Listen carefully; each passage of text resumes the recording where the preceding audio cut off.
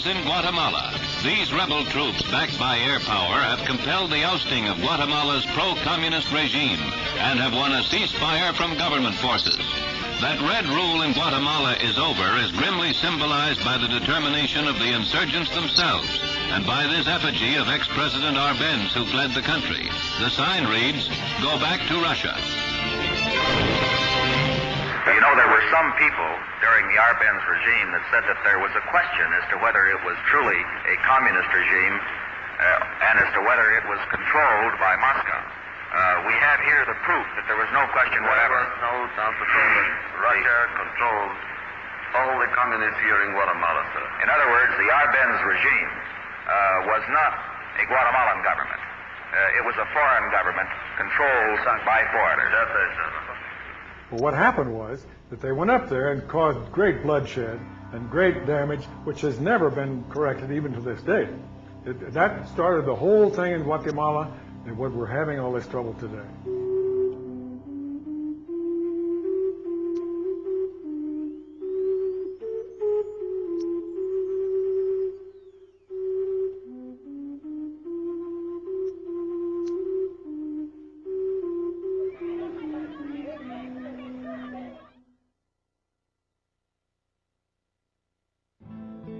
The only thing that can be done, of course, is to work with our Congress, because everything that happens in Latin America or any place else in the world begins in our Congress. Now look, are you in favor of killing somebody that you don't know?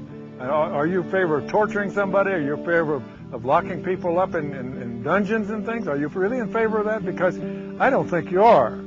And I think I can get that across pretty well if I get a chance to talk to them like that.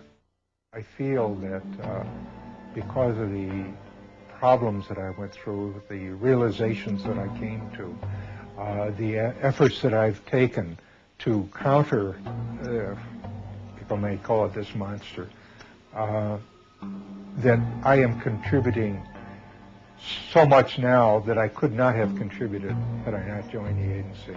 There's no way I can make amends. But certainly helping in this effort to expose the abuses of our intelligence services, perhaps in some small way will help pay that debt.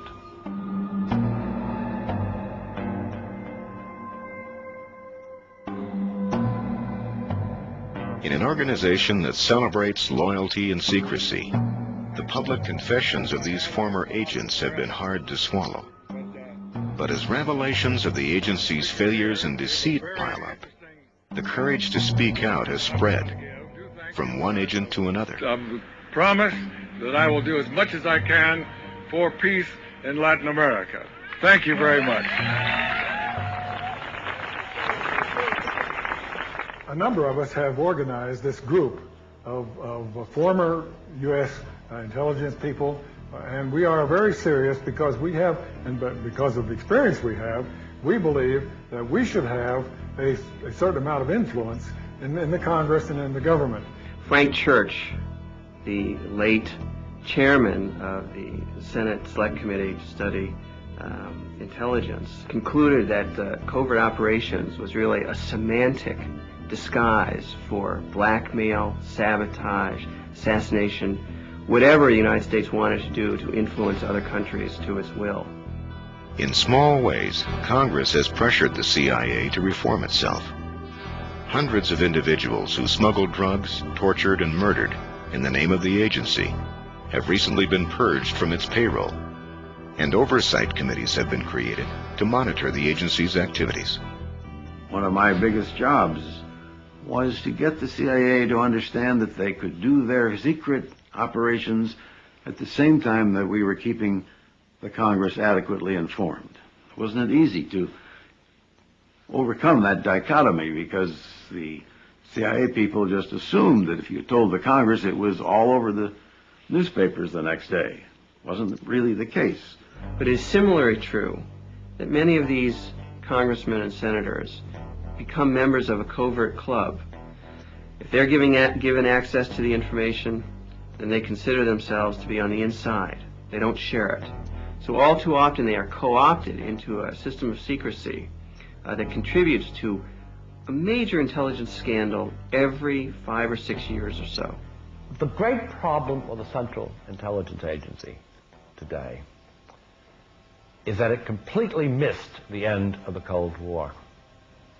For 25 years, it reported everything there was to know about the Soviet Union, excepting the fact that it was collapsing.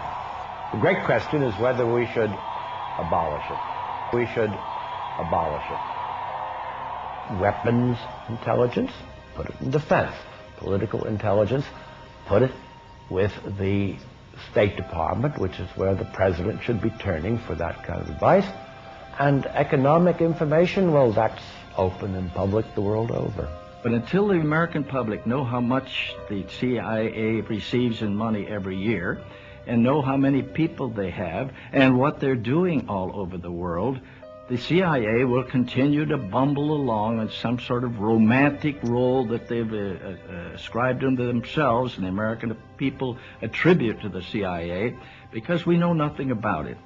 I believe that what is happening right now is that there is more and more information about CIA coming out with freedom of information, and some of the things that have been released declassified.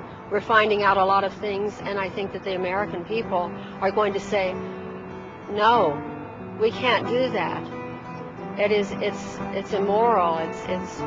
It's wrong. It's against everything I believe in. It's not patriotic. It's not good. It's not good even for our country. It certainly is not good for the world.